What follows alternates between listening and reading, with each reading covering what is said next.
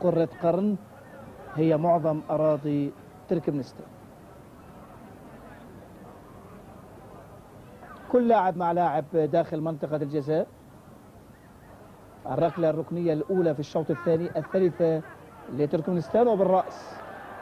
الكرة ما زالت خطيرة لكن تجتاز خط النهاية، هدف لمنتخب تركمانستان. هدف، تصورنا أن الكرة اجتازت خط النهاية.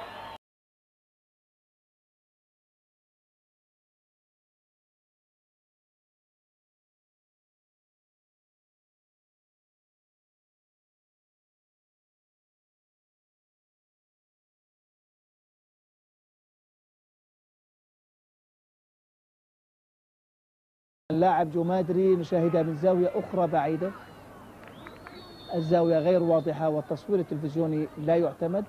صاحب القرار هو الحكم.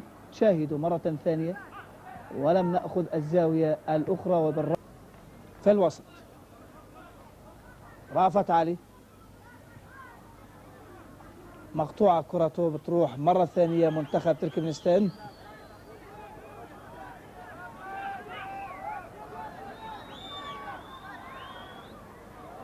خطأ قاتل وتسديدة والهدف الثاني.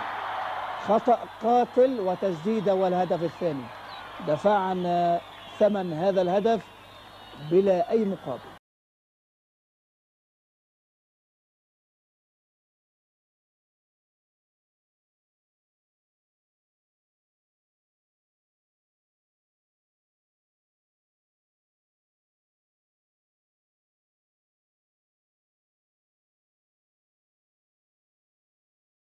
اللاعب رقم 11.